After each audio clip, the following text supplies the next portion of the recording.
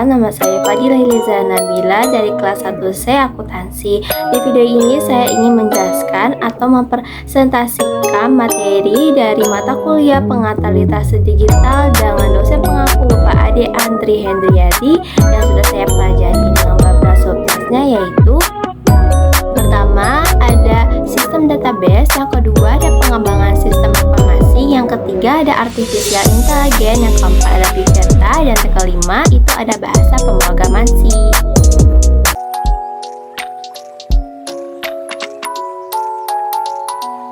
Untuk materi pertama itu database atau sistem database.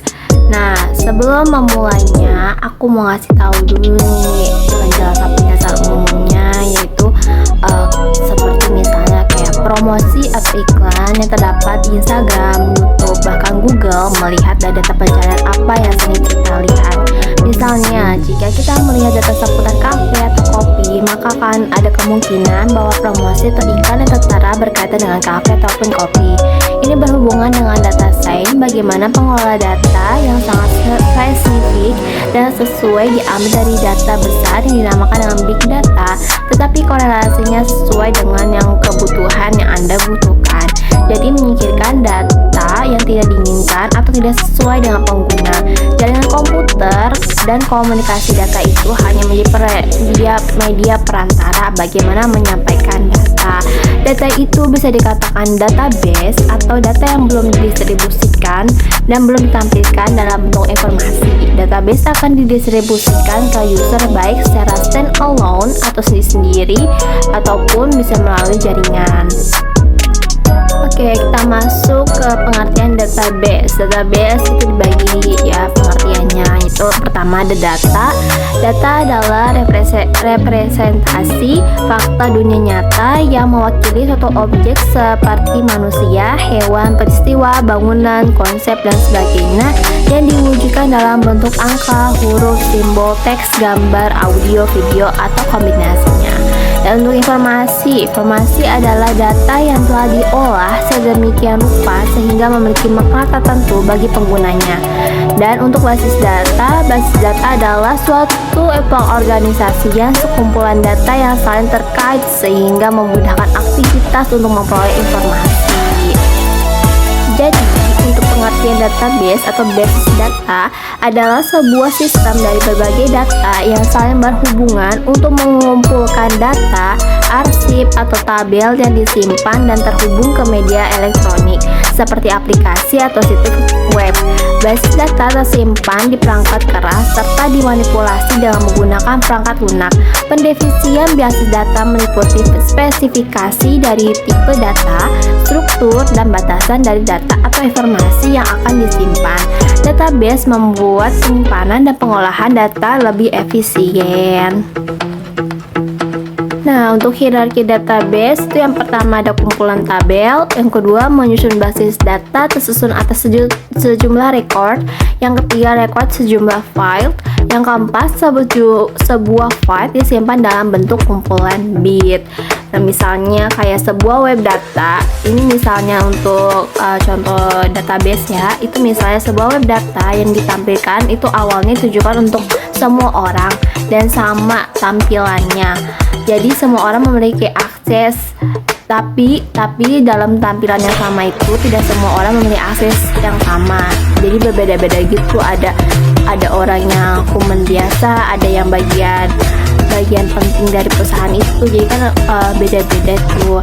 Nah, tetapi semua data yang terkumpul akan menjadi satu dan disebut juga dengan database server. Dan dibuatlah sebuah aplikasi yang dapat mengakses data dengan hak akses atau level akses tertentu seperti yang aku bilang itu ya. Kalau misalnya orang biasa terus kayak pekerja kantoran sama atasan itu pasti biasanya berbeda aksesnya. Sebenarnya itu bisa saja user biasa kayak orang biasa gitu mengakses lebih dari hak atau level aksesnya. Hanya saja itu dia harus mengetahui kode akses tersebut. Jadi itu kalau misalnya kalian yang biasa suka hacking mungkin bisa kali ya untuk nge-hack bagian kode aksesnya. Jadi kalau misalnya kalian bukan kayak pegawainya atau atasan sana masih bisa menghack gitu. Tapi ya itu butuh keterampilan lagi ya. Dan database yang sudah disimpan dalam database server dengan bahasanya tuh biasanya menggunakan bahasa query atau bahasa dari SQL gitu ya. Dan dengan bahasa itu atau kita tuh bisa dapat mengakses segala jenis database atau bisa dikonversikan dalam bentuk open database terlepas siapa user pencipta database tersebut. Data yang tersimpan dalam teknologi sendiri, misalnya itu ada teknologi penyimpanan data, teknologi aplikasi yang menyampaikan data, teknologi yang menampilkan data secara cloud, server, atau personal, sehingga data tersebut dapat diambil dan didistribusikan ke jaringan yang dapat diakses oleh user.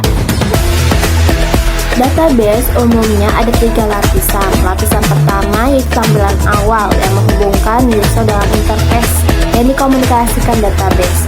Lapisan kedua komunikasi dengan jaringan, dan lapisan ketiga sama dengan lapisan kedua.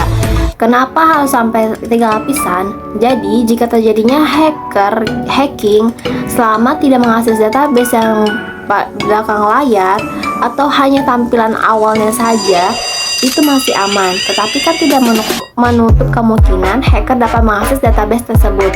Oleh sebab itu dibuatlah sampai 3 lapisan supaya masih memiliki cadangan data backup jika lapisan keduanya berhasil diretas atau di-hacking. Dan itu ya yang disebut dengan DBMS atau kepanjangan dari Database Management System, yaitu sistem pengorganisasian dan sistem pengolahan database pada komputer yang dapat membantu dalam memelihara serta mengelola data dalam jumlah yang besar. Tujuan DBMS agar tidak menimbulkan kekacauan dan dapat dipakai oleh user sesuai dengan kebutuhan. Selain itu juga membantu dalam memelihara serta pengolahan data dalam jumlah yang besar. Dan DBMS ini merupakan perangkat lunak software yang dipakai untuk membangun basis data yang berbasis komputerisasi. Contoh beberapa contoh DBMS yang populer itu ada MySQL, MS SQL Server, Oracle, Firebase, Database Desktop, Paradox, dan MS Access. Dan menurut pengaksesannya, basis data dibedakan menjadi 4 jenis. Yang pertama itu basis data individual, adalah basis data yang digunakan perorangan. Biasanya basis data ini banyak dijumpai pada PC, misalnya pada MS Access yang biasanya digunakan untuk mengolah basis data untuk kepentingan pribadi. Yang kedua itu basis data perusahaan, adalah basis data yang dimaksudkan untuk diakses oleh sejumlah pegawai dalam sebuah perusahaan dalam sebuah lokasi. Basis data ini disimpan dalam sebuah server dan para pemakai dapat mengakses dari setiap komputer klien. Yang ketiga itu adalah basis data terdistribusi, adalah basis data yang disimpan pada sejumlah komputer yang terletak pada beberapa lokasi. Model seperti ini banyak digunakan pada bank yang memiliki banyak cabang di berbagai kota dan melayani transaksi perbankan yang bersifat online. Yang keempat itu ada data publik atau basis data publik, adalah jenis basis data yang dapat diakses oleh siapa saja atau publik. Sebagai contoh, banyak situs web yang menyediakan data yang bersifat publik dan dapat diambil oleh siapa saja. Nah, ini adalah bahasa DBMS. Bahasa DBMS itu dari struktur query language atau SQL. Adalah sebuah bahasa permintaan database yang terstruktur. Nah, SQL ini terbagi menjadi 3 ya. Yang pertama itu ada DDL atau Data Diffusion Language, untuk menggambarkan desain dari basis data secara menyeluruh, dapat dipakai untuk membuat tabel baru, membuat indeks, maupun mengubah tabel. Hasil dari kompilasi DDL akan disimpan di kamus data, atau untuk singkatnya DDL itu untuk membuat database dari awalnya mulanya ya. Dan yang kedua itu ada DML atau Data Manipulation Language, untuk memanipulasi dan mengambil data pada suatu basis data, misalnya seperti penambahan data yang baru ke dalam suatu basis data, menghapus data pada suatu basis data, dan mengubah data pada suatu basis data. atau singkatnya DML untuk memanipulasi data, mengubah dan mengupdate data. Dan untuk yang ketiga itu ada DCL atau Data Control Language. Adalah sebuah metode query SQL yang digunakan untuk memberikan hak otoritas mengakses database, mengalokasikan space, pendefinisian space, dan pengamodiatan penggunaan database. Dan biasanya untuk menjaga data kita aman, termasuk itu tuh perusahaan memerlukan data BMS backup. Jadi di sebuah perusahaan harus memiliki sistem backup tersendiri yang berjalan, baik backup secara berkala, bulanan, tahunan, harian, jaman, bahkan menitan jika memiliki data yang risk atau beresiko. Oke, tujuan DBMS yang pertama itu bisa dipakai atau digunakan secara bersamaan. Yang kedua, kecepatan serta kemudahan ketika mengakses data. Ketiga, menghemat ruang penyimpanan data. Keempat, untuk keamanan data. Kelima, menghilangkan duplikasi dan inkonsistensi data. Yang keenam, menangani data dalam jumlah yang banyak atau besar. Dan untuk fungsinya itu yang pertama untuk mendefinisikan data dan kaitannya. Yang kedua, mengubah data atau memanipulasi data. Ketiga, keamanan dan integrasi data. Dan keempat, itu adalah recovery atau perbaikan dan akurasi data. Kelima, data dictionary. Yang keenam, untuk performance kerja. Yang ketujuh, mengelompokkan data dan informasi. Kedelapan, memudahkan identifikasi data. Kesembilan, menghindari data yang tersimpan lebih dari satu kali. Kesepuluh, memudahkan akses simpan, pembaruan, dan penghapusan data. Yang ke-11, menjadi penyimpanan data dari aplikasi atau situs web. Yang ke-12, menjaga kualitas data yang diakses agar sesuai dengan yang diinput. Yang ke-13, membuat aplikasi berjalan lancar karena datanya terpusat. Yang ke-14, database membuat data tersimpan aman karena keamanannya tinggi. Yang ke-15, terakhir, database memudahkan pencarian data lebih cepat. Oke, untuk jenis DBMS itu dibagi.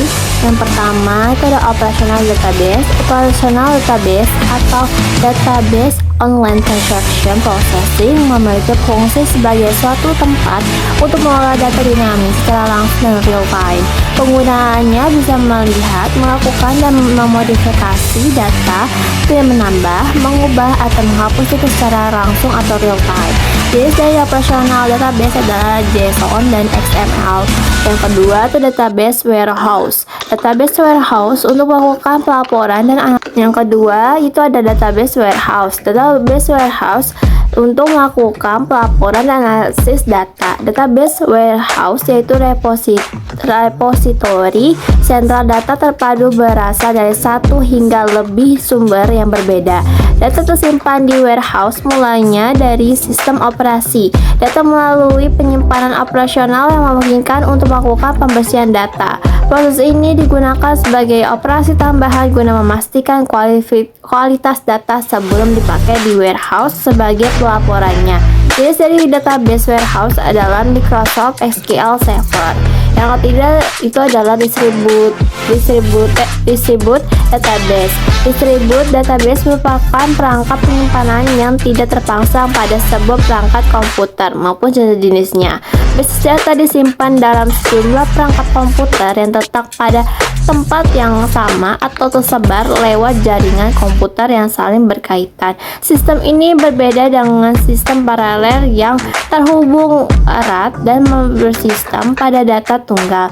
Sistem ini hanya terdistribusi lewat suatu situs yang tergabung dan tidak mempunyai sebuah komponen fisik. Basis data dapat mendistribusikan sekumpulan data di sebuah lokasi yang berada pada server jaringan terorganisir. Jenis dari distribute database adalah Microsoft Access atau Office. Yang keempat itu ada relational database.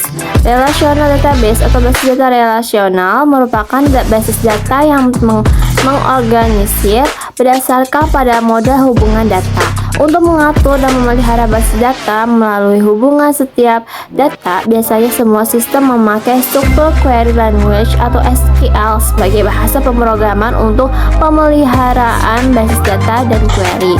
Jenis dari relational database adalah MySQL, PostgreSQL, MariaDB, MongoDB, Oracle Database, SAP HANA, IBM DB2, MySQL, Interbase, dan Firebase. Yang terakhir itu ada end user database. Berbagai jenis berkas data dibuat sendiri dengan menggunakan prosedur tersendiri. Jenis dari end user database adalah SQLite, word processing, spreadsheet, and download file. Sementara database yang dipakai oleh akuntansi adalah yaitu MySQL. MySQL merupakan database manajemen sistem yang menggunakan bahasa SQL sebagai bahasa penghubung antara perangkat lunak aplikasi dengan database server. Fungsi utama MySQL adalah mengelola informasi di database pada sisi server dengan bahasa pemrograman SQL. Dan untuk kelebihannya, yang pertama itu adalah open source, yang kedua keamanan yang terjamin, ketiga multi-user, keempat mendukung bahasa pemrograman lain, kelima tidak membutuhkan RAM yang besar, keenam mendukung berbagai macam data, ketujuh struktur tabel fleksibel, kedelapan standar industri. Dan untuk kekurangannya yaitu yang pertama kurang cocok untuk aplikasi game dan mobile. Yang kedua masih sulit untuk mengelola database dengan ukuran yang besar. Yang ketiga kurang bagus dari segi technical support. Mungkin itu saja yang bisa saya sampaikan. Selanjutnya kita lanjut ke materi selanjutnya.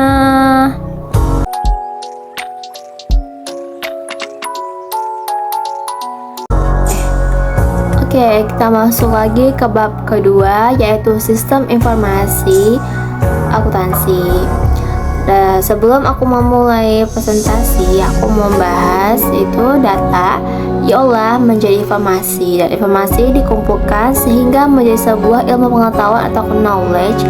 Sistem informasi adalah sistem yang mengelola data menjadi suatu informasi yang dibutuhkan oleh user atau brainware. Perbedaan data dan informasi, data yaitu sekumpulan fakta tetapi belum memiliki arti, sedangkan informasi yaitu hasil dari sekumpulan data yang sudah memiliki arti. Data dapat terbentuk dari sebuah gambar, angka, atau video. Data itu dependen atau bebas, sedangkan informasi itu independen terkait dengan data yang ditampilkan atau dibutuhkan. Jadi sistem informasi adalah satu sistem yang dibangun dari pembangunan satu informasi yang tersusun oleh data dengan sistem tertentu. Oke, kita masuk ke dalam materinya ya. Oke, yang pertama itu pengertian sistem informasi. Itu bagi sistem dan informasi.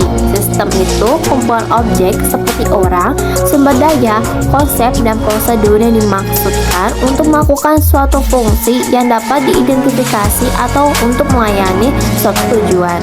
Dan informasi adalah data yang telah diolah menjadi bentuk yang lebih berguna dan berarti bagi yang menerimanya. Jadi, pengertian dari sistem informasi adalah kerangka kerja yang mengkoordinasikan sumber daya manusia komputer untuk mengubah masukan input menjadi keluaran informasi guna mencapai sasaran-sasaran perusahaan yang mencakup sejumlah komponen manusia, komputer, teknologi informasi, dan prosedur kerja. Ada sesuatu yang diproses, yaitu data menjadi informasi dan dimaksudkan untuk mencapai suatu sasaran atau tujuan. Menurut Hussein dan Wibowo, sistem informasi adalah kumpulan komponen yang saling berhubungan serta memiliki fungsi untuk memproses, mengumpulkan, menyimpan, dan menyebarkan informasi untuk mendukung pembuatan keputusan dan pengawasan dalam organisasi. Dan untuk pengertian pengembangan sistem informasi adalah proses menyusun suatu sistem informasi baru atau menggantikan sistem yang lama secara keseluruhan atau sebagian. Dan komponen sistem informasi itu komprehensif. Bahan bakunya itu data, penggunanya itu manusia, dan hasilnya aplikasi untuk membantu manusia yang menghubungkannya dengan data menggunakan software. Jadi sistem informasi dibangun dari komponen-komponen yang saling terkoneksi. Ini sistem informasi yang pertama itu ya sistem pendukung operasional. Yang kedua itu manajemen. Misalnya itu Mayop, salah satu software accounting untuk memanajemenkan laporan dengan baik, termasuk dalam sistem memanajemennya. Di dalam Mayop juga terdapat perhitungan matematik untuk menghasilkan suatu angka tertentu sehingga informasi yang disusun dalam data valid dan itu bisa dikatakan sebagai sistem operasional. Jadi bisa untuk manajemennya dan bisa untuk sistem operasionalnya. Dan untuk beberapa metode pengembangan sistem informasi yaitu yang pertama mengidentifikasi masalah. Misalnya, data keuangan ingin disajikan dalam bentuk laporan keuangan.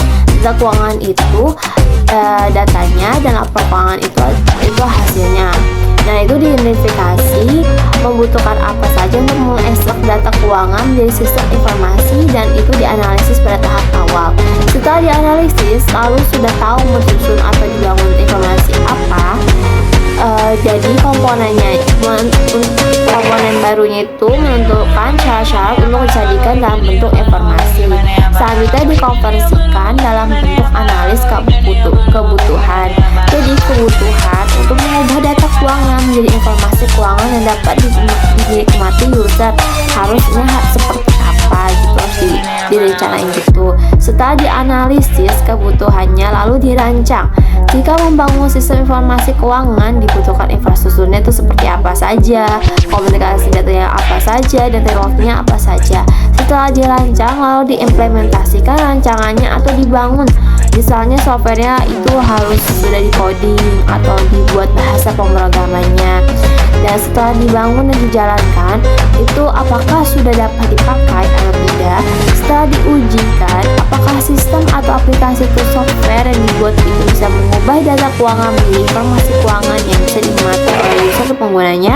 Setelah diuji lalu diimplementasikan ke divisi atau bagian tertentu, misalnya pada bagian keuangan. Ketika ada permasalahan baru, misal jika ada kesalahan saat pembagian data, berarti sistem informasi dalam proses pengelolaan datanya ada kesalahan dan harus diidentifikasi ulang terdapat kesalahannya di mana dan dalam satu siklus tersebut. Dan itu terus berulang, permasalahan baru, implementasi, analisis, permasalahan baru, implementasi, analisis, sampai sistem tersebut benar dalam proses pengelolaan data tersebut. Dan jika disimpulkan tahap siklusnya itu yaitu pertama itu tahap perencanaan, dua tahap analisis, ketiga tahap perancangan, keempat tahap implementasi, kelima tahap pengujian. Dan untuk metode yang paling basic itu terdapat ada 3. Yang pertama metode waterfall. Sistemnya dikerjakan dari A sampai Z atau dari awal sampai akhir.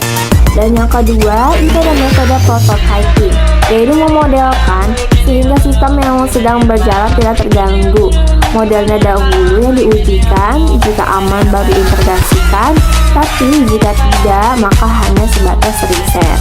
Dan yang ketiga itu metode agile atau salah satu tahapan pengembangan sistem informasi yang diuji coba atau diverifikasi. Oke, sekarang kita masuk ke pengertian sistem informasi akuntansi. Sistem informasi akuntansi atau CIA merupakan sebuah sistem yang terdiri atas beragam formulir catatan serta laporan yang disusun untuk menghasilkan sebuah informasi keuangan bagi perusahaan. Secara umum, tujuan CIA adalah untuk memproses data akuntansi dan keuangan serta menghasilkan sebuah laporan keuangan yang dapat digunakan untuk membuat keputusan bisnis oleh para pihak yang berkepentingan. CIA sudah mencakup data berikut. Yang pertama ada pendapatan, kedua pengeluaran, ketiga data karyawan, keempat data pelanggan, kelima informasi pajak, keenam sistem penagihan atau invoice. Dan untuk pengertian sistem informasi akuntansi menurut para ahli, yang pertama itu dari Nugroho Widjajanto, yaitu CIA merujuk pada kumpulan data berupa susunan catatan, formulir, peralatan, dan perlengkapan seperti alat komunikasi dan komputer, tenaga pelaksana, serta laporan yang saling terkoneksi satu sama lain. Yang kedua ada Wilkinson, yaitu CIA merupakan suatu sistem yang mencakup seluruh fungsi dan kegiatan akuntansi. Proses Proses ini bertujuan mempertimbangkan dampak operasional internal dan eksternal perusahaan terhadap sumber daya ekonomi yang dipunyai perusahaan. Yang ketiga, menurut William S. Hopwood and George H. Burnett, yaitu CA dipandang sebagai kumpulan sumber data yang memerlukan perancangan khusus dalam mentransformasikan berbagai data ekonomi perusahaan menjadi suatu laporan. Kemudian informasi itu berperan sebagai bahan dasar pengambilan kebijakan dan keputusan. Tujuan dari CA yang pertama untuk menunjang fungsi stewardship management, yang kedua menunjang proses pengambilan keputusan dan pembuatan kebijakan, yang ketiga menunjang operasional perusahaan. Dan untuk kriteria CA yang pertama itu keamanan. Akses ke sistem dan datanya dikontrol dan dibatasi hanya untuk yang berwenang. Yang kedua, kerahasiaan. Perlindungan informasi sensitif dari pengungkapan yang tidak sah. Ketiga, privasi. Pengumpulan, penggunaan, dan pengungkapan informasi pribadi tentang pelanggan dilakukan dengan cara yang tepat. Keempat, integritas pemrosesan. Pemrosesan data yang akurat, lengkap, dan tepat waktu dilakukan dengan otoritas yang tepat. Yang kelima, ketersediaan sistem tersedia untuk memenuhi kewajiban operasional dan kontrak. Manfaat CA yang pertama, menyediakan informasi yang akurat dan tepat waktu sehingga dapat melakukan aktivitas utama pada value chains secara efektif dan efisien. Yang kedua, meningkatkan kualitas dan mengurangi biaya produk dan jasa yang dihasilkan. Ketiga, meningkatkan efisiensi. Keempat, meningkatkan kemampuan dalam pengambilan keputusan. Kelima, meningkatkan sharing knowledge atau ilmu pengetahuan, menambah efisiensi kerja pada bagian keuangan. Fungsi dari CA yang pertama, menghimpun semua data aktivitas bisnis dan menyimpan data dengan efektif dan efisien. Kedua, menelusuri kembali data yang dibutuhkan dari berbagai sumber dokumen. Ketiga, menyusun dan mencatat data transaksi secara benar ke dalam jurnal. Keempat, mentransformasikan sekumpulan data menjadi informasi keuangan. Kelima, berperan sebagai sistem pengendali keuangan. Lalu bagian dari CA. Bagian pertama, pengolahan transaksi. Bagian ini merupakan sistem CA yang bekerja secara harian untuk mendukung operasi bisnis atau aktivitas organisasi. Bagian kedua, buku besar laporan keuangan. Bagian ini bertugas membuat laporan keuangan seperti laporan keuntungan dan kerugian, arus kas, membuat neraca dan data perpajakan. Bagian ketiga, pelaporan manajemen, menyediakan laporan keuangan yang digunakan untuk tujuan khusus berdasarkan permintaan manajemen. Pada bagian ini juga menghasilkan informasi yang dibuat dengan cepat untuk mengambil keputusan strategis bagi organisasi atau perusahaan. Pelaporan efektivitas kinerja, anggaran, serta laporan pertanggungjawaban masuk dalam bagian ini.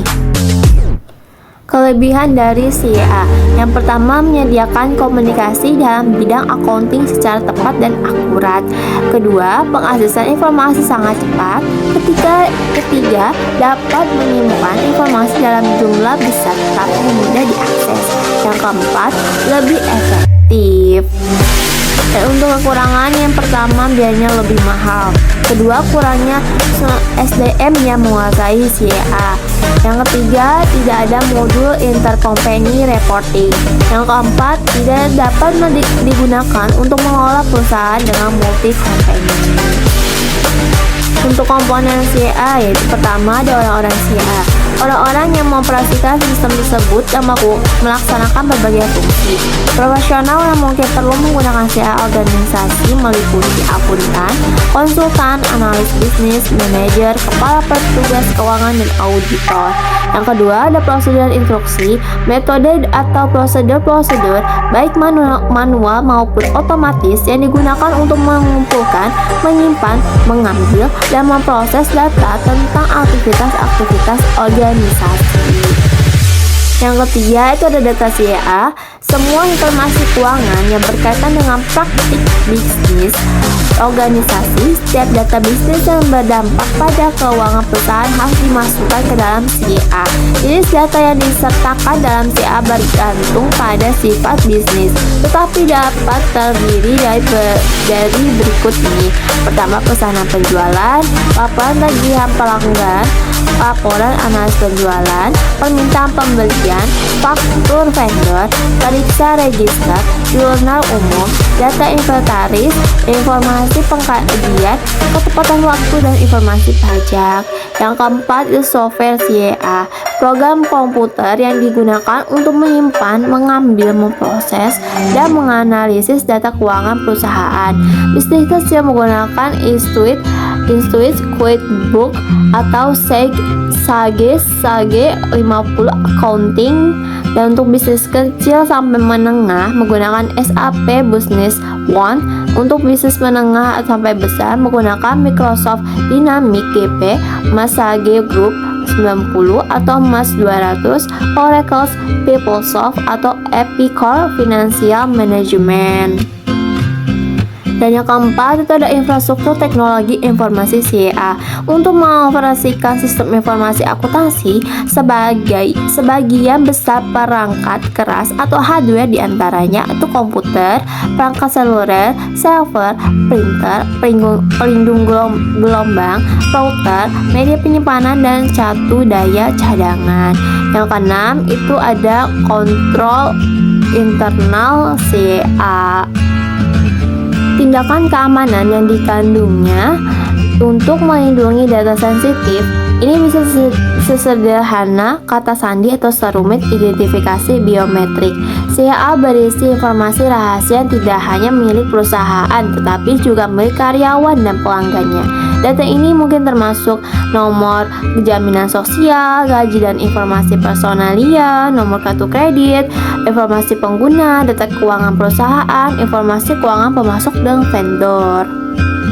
Contoh yang pertama itu Make Your Own Business Accounting atau MYOB.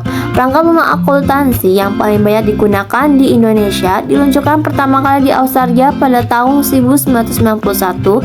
Suatu program aplikasi komputer akuntansi untuk mencatat kegiatan atau transaksi untuk menyelesaikan pekerjaan pembukaan secara otomatis, lengkap, cepat, dan akurat.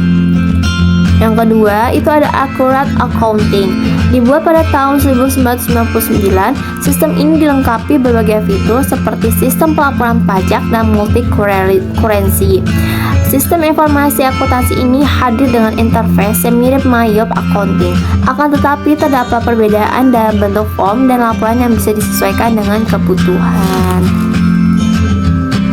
Lalu yang ketiga ada ClearHand, perangkat lunak yang secara khusus membantu pelaporan pajak.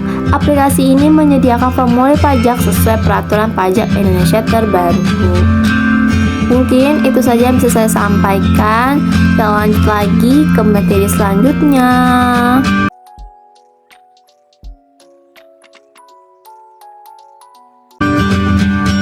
Oke, kita masuk ke bab berikutnya yaitu Artificial Intelligence atau AI.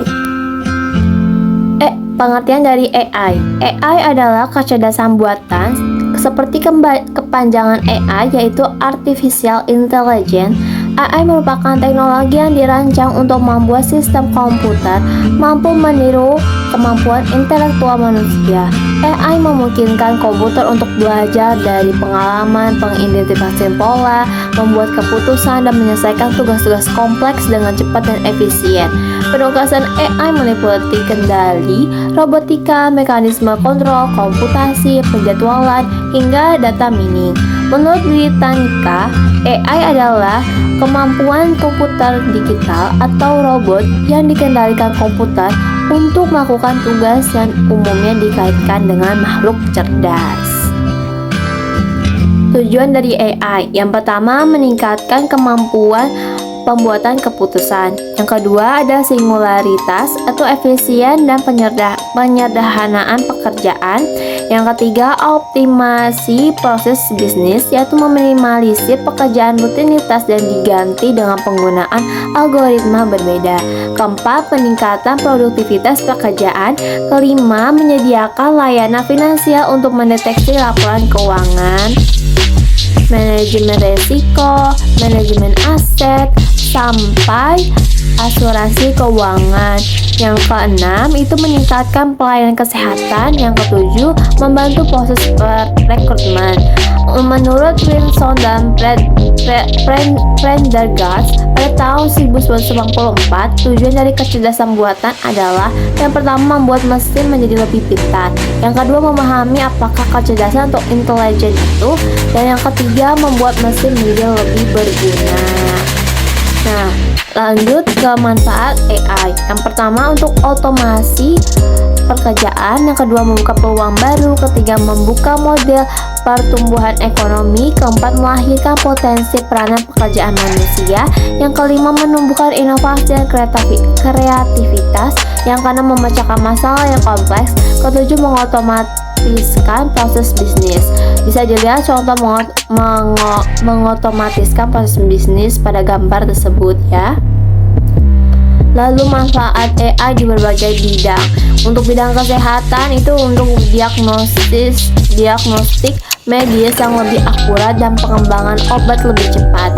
Di bidang transformasi, mobil otonom yang berpotensi mengurangi kecelakaan lalu lintas dan kemacetan. Di bidang keuangan, analisis data yang canggih untuk prediksi pasar dan deteksi kecurangan. Untuk bidang industri manufaktur, pengoptimalan proses produksi dan pemeliharaan peralatan. Untuk di bidang hiburan, rekomendasi konten yang disesuaikan dan pembuatan efek visual realistis. Oke, lanjut ke kategori AI, yaitu dibagi menjadi 4. Yang pertama, AI lemah atau weak AI. AI yang hanya memiliki kemampuan terbatas untuk melakukan tugas tertentu seperti asisten virtual seperti Siri atau Google Assistant atau Bixby. Yang kedua itu AI kuat atau strong AI. AI yang memiliki kemampuan yang mendeteksi atau setara dengan kecerdasan manusia saat ini, masih dalam tahap pengembangan.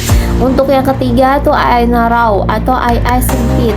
AI yang dirancang untuk menyelesaikan tugas-tugas spesifik seperti bermain catur atau mengenali wajah dalam foto. Yang keempat itu AI broad atau AI luas. AI yang dirancang untuk melakukan berbagai tugas dan belajar dari pengalaman seperti mobil otonom. Untuk dimensi AI dibagi menjadi 4 juga. Yang pertama itu thinking humanly, yaitu sistem yang berpikir seperti manusia.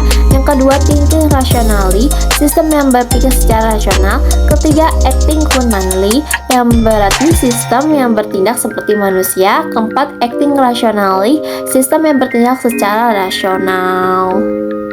Untuk jenis AI dibagi juga menjadi 4. Yang pertama mesin reaktif, yaitu tidak dapat mudah diterapkan pada posisi lain. Yang kedua memorinya terbatas untuk menginformasikan keputusan masa depan. Ketiga teori pemikiran, memiliki keyakinan, keinginan sendiri dan niat yang mempengaruhi keputusan yang mereka buat. Yang keempat kesadaran diri, menggunakan informasi untuk menyimpulkan apa yang orang lain rasakan. Sejarah singkat AI. Artificial Intelligence atau AI pertama kali muncul pada tahun 1956 di sebuah pertemuan di Dartmouth, di mana para ilmuwan merintis langkah pertama dalam pengembangan kecerdasan buatan. Beberapa tokoh yang berkontribusi pada perkembangan AI antara lain John McCarthy, Marvin Minsky, Herbert Alexander Simon, Alan Newell, dan Edward Albert Feigenbaum. Pada tahun 1950-an hingga 1960-an, Turing yang merancang tes Turing yang menguji kemampuan mesin untuk berpikir seperti manusia. Dan pada tahun yang sama, John McCarthy mengembangkan bahasa pemrograman AI pertama yang disebut dengan LISP. Dan pada tahun 1960-an sampai 1970-an, pada tahun 1966, peneliti Eliza menciptakan program komputer interaktif pertama yang dapat melakukan percakapan dengan manusia. Pada tahun 1972, program Sky dibuat oleh Sri International yang dianggap sebagai robot mobile pertama yang menggunakan pemodelan AI. Dan pada tahun 1980-an, Pada tahun ini, minat terhadap AI menurun karena munculnya keterbatasan teknis dan kekurangan dana. Terjadi kegagalan beberapa proyek AI yang ambisius dan banyak orang mulai meragukan potensi AI untuk mencapai tingkat kecerdasan manusia. Pada tahun 1990-an, pada masa kebangkitan AI dengan kemajuan dalam teknologi komputer dan pemrosesan data, machine learning menjadi fokus utama pengembangan AI dan algoritma seperti neural networks mulai digunakan untuk mengatasi masalah kompleks. Pada tahun 2000-an hingga saat ini, AI mengalami kemajuan yang pesat, perkembangan komputer yang kuat, kesediaan data yang melimpah, dan kemajuan dalam algoritma AI seperti deep learning telah membuka pintu untuk aplikasi AI yang lebih canggih dan lebih luas. Untuk kelebihannya, yang pertama itu kemampuan analitik, kedua efisiensi tinggi, ketiga pembelajarannya mandiri, keempat pengambilan keputusan yang objektif, kelima aktivitas saja bersifat permanen sementara kecerdasan alami akan cepat mengalami perubahan karena bersifat konsisten atau tidak berubah-berubah. Dan untuk kelemahannya, yang pertama itu ketergantungan pada data, kedua keterbatasan pemahaman konteks, yang ketiga keamanan dan privasi, keempat penggantian pekerjaan manusia, kelima mudah rusak, enam membutuhkan biaya yang mahal pada proses pembuatannya, ketujuh membutuhkan daya listrik, kedelapan bias algoritma, kesembilan ketergantungan pada teknologi, dan kesepuluh kesenjangan digital. Tantangan implementasi AI, yang pertama itu tata kelola data, yang kedua kesulitan teknis, yang ketiga keterbatasan data. Contoh aplikasi AI yang untuk pemrosesan dokumen cerdas itu menerjemahkan format dokumen yang tidak terstruktur menjadi data yang dapat digunakan. Contohnya itu HM-LAN Registry atau HMLR. Untuk yang kedua, pemantauan performa aplikasi. Proses penggunaan alat perangkat lunak dan data telemetri untuk memantau performa aplikasi yang penting bagi bisnis. Contohnya Atlassian. Yang ketiga, itu pemeliharaan prediktif. Proses penggunaan volume data yang besar untuk mengidentifikasi masalah yang dapat menyebabkan waktu henti dalam operasi sistem atau layanan. Contohnya Baxter. Lalu yang keempat itu penelitian medis, menyederhanakan proses, mengotomatiskan tugas berulang dan memproses data dalam jumlah yang besar. Contohnya C2I Genomic. Yang terakhir kelima, analitik bisnis, mengumpulkan, memproses dan menganalisis set data yang kompleks. Contohnya Foxconn. Dan terdapat juga bidang aplikasi lainnya. Yang pertama itu untuk sistem pakar atau expert system, yaitu program konsultasi advisory yang mencoba menirukan proses penalaran seseorang pakar atau ahli dalam memecahkan masalah yang rumit. Sistem pakar merupakan aplikasi AI yang paling banyak. Lebih detail tentang sistem pakar akan diberikan pada. Yang kedua itu pemrosesan bahasa alami atau natural language processing, yang memberikan kemampuan pengguna komputer untuk berkomunikasi dengan komputer dalam bahasa mereka sendiri atau bahasa manusia, sehingga komunikasi dapat dilakukan dengan cara percakapan alih-alih menggunakan perintah yang biasa digunakan dalam bahasa komputer biasa. Bidang ini dibagi menjadi dua, yaitu pemahaman bahasa alami dan pembangkitan bahasa alami. Pemahaman bahasa alami yaitu yang mempelajari metode yang memungkinkan komputer mengerti perintah yang diberikan dalam bahasa manusia biasa. Dengan kata lain, komputer dapat memahami manusia. Yang pembangkitan bahasa alami itu disebut juga dengan sintesis suara, yaitu membuat komputer dapat membangkitkan bahasa manusia biasa sehingga manusia dapat memahami komputer secara mudah. Yang ketiga itu ada pemahaman ucapan atau suara atau speech atau voice understanding, adalah teknik agar komputer dapat mengenali dan memahami bahasa ucapan. Proses ini mengizinkan seseorang berkomunikasi dengan komputer dengan cara berbicara kepadanya. Istilah pengenalan suara mengandung arti bahwa tujuan utamanya adalah mengenai kata yang diucapkan tanpa harus tahu artinya, di mana bagian itu merupakan tugas pemahaman suara. Secara umum prosesnya adalah usaha untuk menerjemahkan apa yang diucapkan seseorang manusia menjadi kata-kata atau kalimat yang dapat dimengerti oleh komputer. Yang keempat itu sistem sensor dan robotika. Sistem sensor seperti sistem visi dan pencitraan serta sistem pengolahan sinyal merupakan bagian dari robotika. Sebuah robot yaitu perangkat elektromekanik yang diprogram untuk melakukan tugas manual. Tidak semuanya merupakan bagian dari AI. Yang kelima itu komputer visi atau computer vision, merupakan kombinasi dari pencitraan, pengolahan citra, pengenalan pola, serta proses pengambilan keputusan.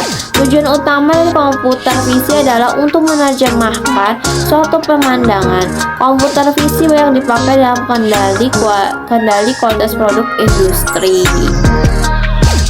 Mungkin itu saja yang bisa saya sampaikan. Kita lanjut lagi ke materi selanjutnya.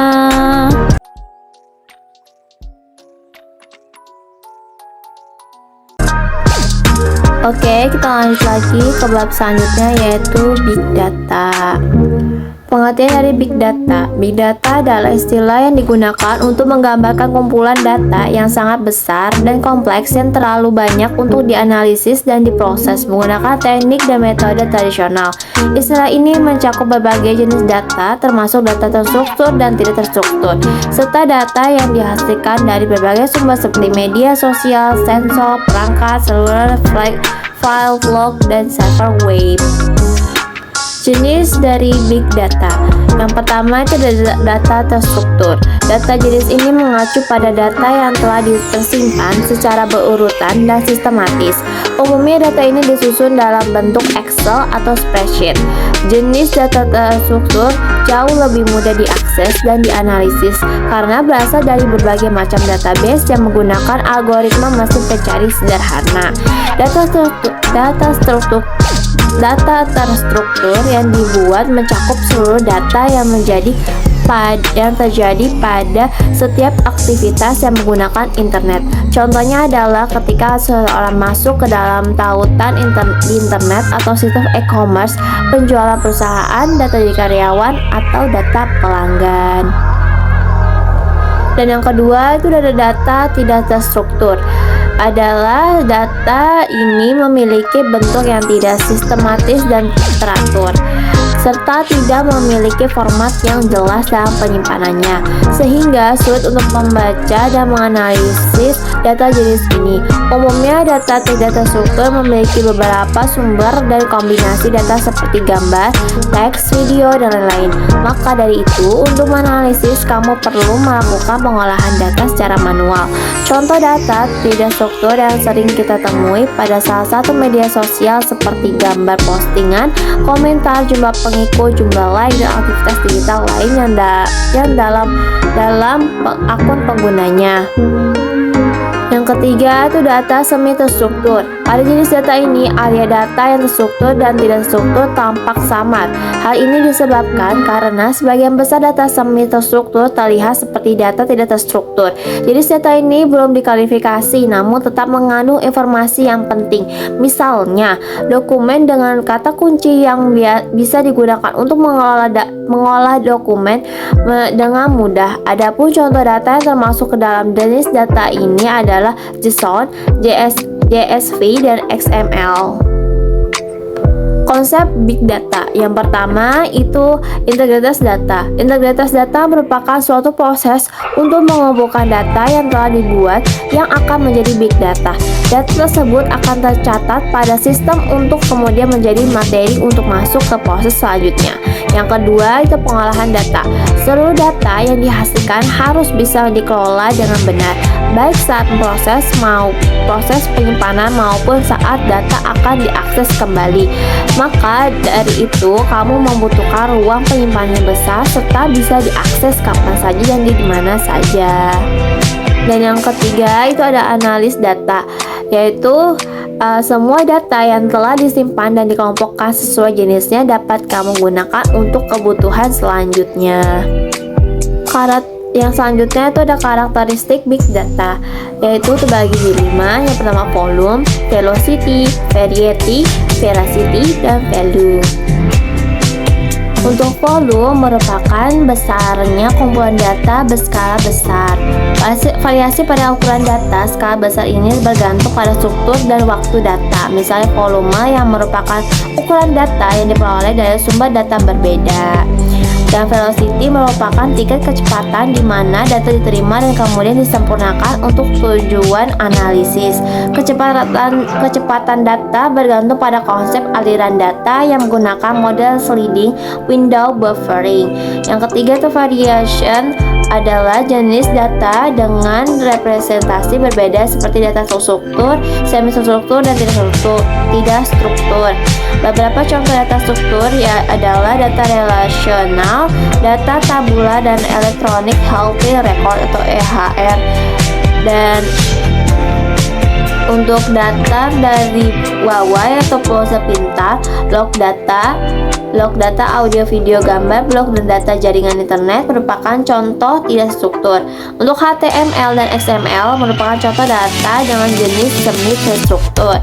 Yaitu yang keempat itu ada veracity atau kebenaran, mengacu pada bias atau noise dan abnormalitas dalam data. Permasalahan pada veracity muncul karena adanya ketidakpastian proses pemrosesan acak, ketidakpastian input data, dan ketidakpastian model atau model pendekatan.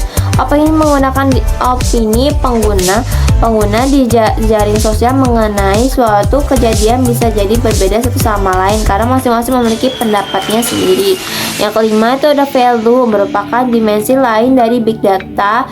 Dilihat dari sudut pandang bisnis, organisasi perlu memperhatikan value dari big data untuk meningkatkan keuntungan dengan meminimalkan biaya operasional, tetapi tetap dapat memberikan layanan yang lebih baik kepada pengguna. Yang keenam itu variability, mempresentasikan perubahan dinamis dalam laju aliran data.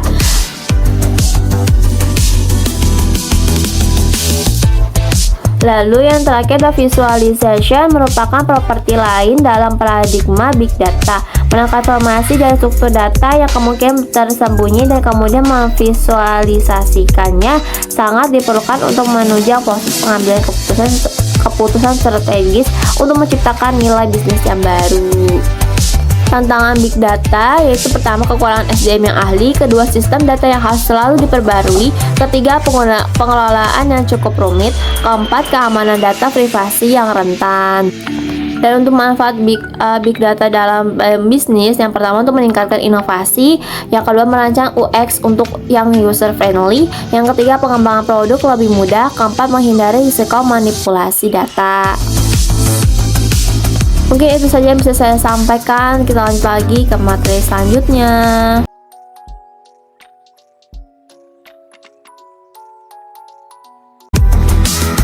Oke, selanjutnya itu ada bahasa pemrograman C. Bahasa C adalah suatu bahasa pemrograman. Bahasa C termasuk sebagai bahasa pemrograman tingkat menengah. Maksudnya bahasa C bisa dipelajari dengan lebih mudah karena mudah dimengerti tetapi mempunyai kemampuan yang tinggi. Bahasa pemrograman C sangat cocok untuk memperkenalkan konsep pemrograman untuk pemula. Bahasa C atau bahasa SI adalah bahasa pemrograman tingkat tinggi dan general purpose yang digunakan dalam sehari-hari. Maksud dari general purpose adalah bisa digunakan untuk membuat program apa saja. Bahasa C dikembangkan oleh Dennis Ritchie dan Ken Thompson. Bahasa C telah menginspirasi banyak bahasa pemrograman lainnya seperti C++, C Pagar, Java, PHP, JavaScript, dan lain-lainnya. Kelebihannya yang pertama banyak memiliki operator untuk mengolah atau memanipulasi. Yang kedua, bahasa C termasuk bahasa sebagai bahasa yang terstruktur sehingga program dapat lebih mudah dipahami atau dikembangkan. Yang ketiga, bahasa C lebih mudah dimengerti karena lebih mirip kepada bahasa. Yang keempat, kecepatan eksekusi. Yang kelima, mengenal data. Untuk kelemahannya, yang pertama itu banyak menggunakan operator, yang kedua perlunya ketelitian dalam penulisan program karena perintah statement dalam bahasa C bersifat case sensitive. Huruf kapital dan huruf kecil dibedakan. Manfaat. Untuk manfaatnya yang pertama itu memahami cara kerja komputer. Yang kedua lebih mudah mempelajari bahasa pemrograman lain. Yang ketiga menyederhanakan proses testing dan debugging. Yang keempat bahasa programan yang efisien dan mudah digunakan. Yang kelima dapat berinteraksi dengan bahasa program lainnya. Selanjutnya saya akan memberikan contoh bagaimana penggunaan bahasa programasi yang mudah. Oke, untuk contohnya itu yang pertama itu kalian harus klik program namanya Programmis, lalu pilih yang ada C online compiler. Nah, tampilan awalnya akan seperti ini. Kita hapus dulu. Tampilan awalnya akan seperti ini.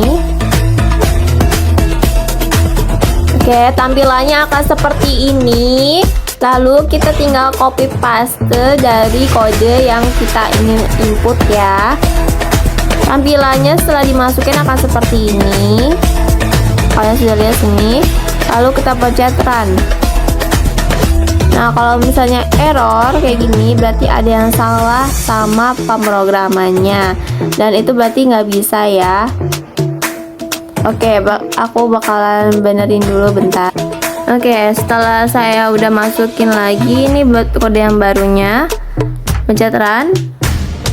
Nah, ini kalau misalnya kayak gini berarti udah benar, tinggal masukin aja angka yang mau dimasukin. Ini saya masukin angka, misalnya angka 10, terus pencet ini, lalu nanti input lebarnya yaitu misalnya lebarnya 5, pencet lagi, dan akan terlihat jawabannya di step selanjutnya.